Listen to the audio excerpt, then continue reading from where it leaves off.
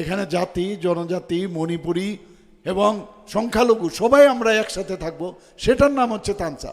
মিথ্যা কথা বলে মানুষকে বিভ্রান্তি করার চেষ্টা করছে, এবং যেভাবে চেষ্টা করছে এই সব চেষ্টায় মানুষ এখন বুঝে গেছে যে সব চালাকি দিয়ে মহৎ কাজ। একটা কাজ আপনারা বলুন, এডিসির মধ্যে একটা কাজ করে দেখাচ্ছে, একটা কাজ দেখাক। এই 5 বছর আমরা এতগুলো টাকা দিলাম, একটা ইউসি দেয় না, কোনো সার্টিফিকেট দেয় না, ইউটিলাইজেশন সার্টিফিকেট। এবং শুধু তাই নয়, খালি লুট লুট লুট। আমি আপনাদেরকে আবার অনুরোধ করব, আমাদের যাকে এবার ভারতীয় জনতা পার্টির তরফ থেকে আমাদের যে ক্যান্ডিডেট শ্রী রবীন্দ্র রিয়াং মহোদয়, যাকে আমরা দাঁড় করিয়েছি, বিপুল ভোটে আপনারা জয়যুক্ত করুন। দেখবেন উন্নয়ন কাকে বলে। আমি কথা দিয়ে যাচ্ছি যে জম্পুয়ের চেহারা আমি পাল্টে দেব। এবং এখানে অনেকগুলো ইস্যু আছে, আমি জানি অনেক সমস্যা আছে। আমার মনে আছে সুপরি নিয়ে অনেক প্রবলেম হয়েছিল। আমাকে যখন বলেছে, আমি আসামের মুখ্যমন্ত্রীর সাথে কথা বলেছি সাথে সাথে, এবং 3-4 বার। তারপরে আমি কথা বলেছি আমাদের মাননীয় গৃহমন্ত্রীজির সাথে, এবং তারপরে এই প্রবলেমও সলভ হয়েছে। আমরা প্রবলেম সলভার, আর তারা হচ্ছে প্রবলেম ক্রিয়েটার। এ হচ্ছে মূল ডিফারেন্স ভারতীয় জনতা পার্টি এবং অন্যান্য পার্টি। রিজিওনাল পার্টি দিয়ে হবে না। দেশের উন্নয়ন যদি করতে হয় তাহলে আপনার ন্যাশনাল পার্টি লাগবে। আর আপনাদের এইরকম একটা সুবর্ণ সুযোগ এসছে, এরকম একটা প্রধানমন্ত্রী আমরা পেয়েছি।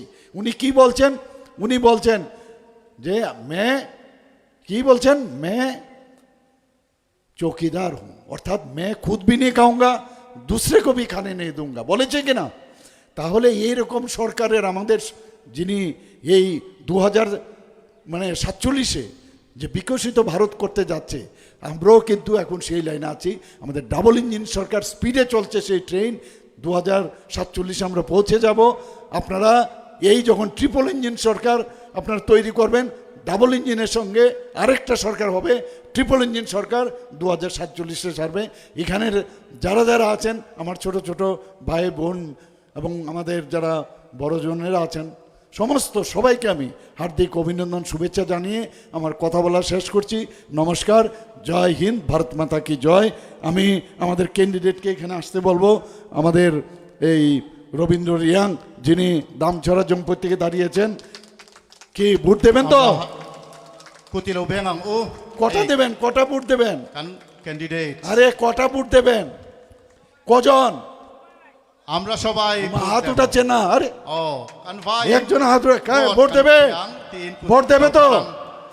আমি কিন্তু আগরতলা থেকে দেখবো 12 তারিখ সকাল সকাল, 17 তারিখ এখানে আবিরের খেলা হবে, গেরুয়া আবির।